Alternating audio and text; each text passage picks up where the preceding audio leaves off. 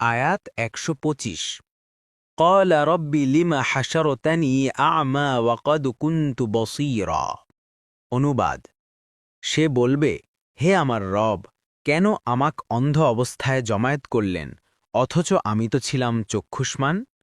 আয়াত ১২৬ قال كذلك أتتك آياتنا فنسيتها وكذلك اليوم تنسى অনুবাদ তিনি বলবেন, এরূপই আমাদের নিদর্শনাবলী তোমার কাছে এসেছিল, কিন্তু তুমি তা ছেড়ে দিয়েছিলে এবং সেভাবে আজ তোমাকেও জাহান্নামে ছেড়ে রাখা হবে। তাফসীর ১ নং ফুটনোটের বিবরণ। বিস্মৃত হওয়া ছাড়া নিসিয়ান শব্দের আরেক অর্থ আছে ছেড়ে রাখা, অর্থাৎ যেভাবে আমার হেদায়েতকে দুনিয়াতে ছেড়ে রেখেছিল তেমনি আজ তোমাদেরকে জাহান্নামে ছেড়ে রাখা হবে। ফতহুল কদির আয়াত ১২৭ ওয়াকাযালিকা নাজ্জি মান আসরাফা ওয়ালাম ইউমিন বিআয়াতি রাব্বিহ ওয়ালা আযাবুল আখিরাতি আশাদ্দু ওয়া আবকা অনুবাদ আর এভাবেই আমরা প্রতিফল দেই তাকে যে বাড়াবাড়ি করে ও তার রবের নিদর্শনে ঈমান না আনে, আর আখেরাতের শাস্তি তো অবশ্যই কঠিনতর ও অধিক স্থায়ী।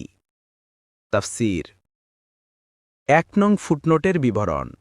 এখানে আল্লাহ জিকির অর্থাৎ তার কিতাব ও তার প্রেরিত উপদেশমালা থেকে যারা মুখ ফিরিয়ে নেয় তাদের দুনিয়ায় যে অতৃপ্ত জীবন যাপন করানো হয় সেদিকে ইশারা করা হয়েছে, অর্থাৎ এভাবেই যারা আল্লাহ আয়াতসমূহের উপর মিথ্যারোপ করে আমরা তাদেরকে দুনিয়া ও আখেরাতে প্রতিফল দিয়ে থাকি।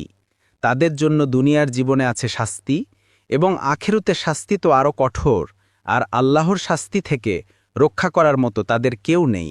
সূরা আর রাদ ৩৪ ইবন কাসির আয়াত ১২৮ أفلم يهد لهم كم أهلكنا قبلهم من القرون يمشون في مساكنهم إن في ذلك لآيات لأولي النهى অনুবাদ এটাও কি তাদেরকে সৎপথ দেখালো না যে আমরা এদের আগে ধ্বংস করেছি বহু মানব গোষ্ঠী যাদের বাসভূমিতে এরা বিচরণ করে থাকে, নিশ্চয়ই এতে বিবেকসম্পন্নদের জন্য আছে নিদর্শন।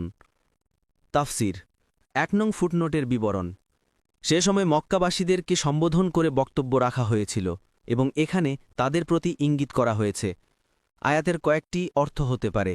১ কোরআন অথবা রাসূলুল্লাহ সাল্লাল্লাহু আলাইহি ওয়াসাল্লাম কি মক্কাবাসীদেরকে এই হিদায়াত দেননি এবং এ সম্পর্কে জ্ঞাত করেননি যে তোমাদের পূর্বে অনেক সম্প্রদায় ও দল নাফরমানির কারণে আল্লাহর আযাবে গ্রেফতার হয়ে ধ্বংস হয়ে গেছে, যাদের বাসভূমিতে এখন তোমরা চলাফেরা করো। ২ আল্লাহ কি তাদেরকে হিদায়াত দেননি বা তাদেরকে সঠিক পথ দেখাননি? এই অর্থের উপর আরও প্রমাণ হল কোনো কিরাতে নাহদি পড়া হয়েছে।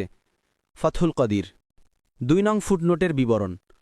অর্থাৎ ইতিহাসের এ ঘটনাবলী, প্রাচীন ধ্বংসাবশেষের এ পর্যবেক্ষণ, মানবজাতির এ অভিজ্ঞতায় তাদের জন্য বহু নিদর্শন রয়েছে যেগুলো থেকে তারা শিক্ষা নিতে পারে। যেমন অন্য আয়াতে বলেছেন, তারা কি দেশ ভ্রমণ করেনি, তাহলে তারা জ্ঞান বুদ্ধি সম্পূর্ণ হৃদয় ও শ্রুতিশক্তির সম্পূর্ণ শ্রবণের অধিকারী হতে পারত। বস্তুত চোখ তো অন্ধ নয়, বরং অন্ধ হচ্ছে বুকের মধ্যে অবস্থিত হৃদয়।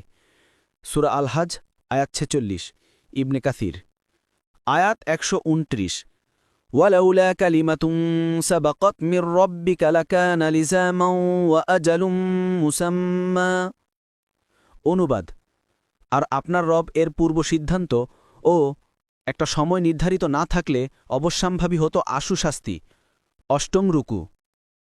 পরবর্তী তাফসিরে যেতে ভিডিওটি শেষ হওয়ার পূর্বেই এই বক্সে ক্লিক করুন।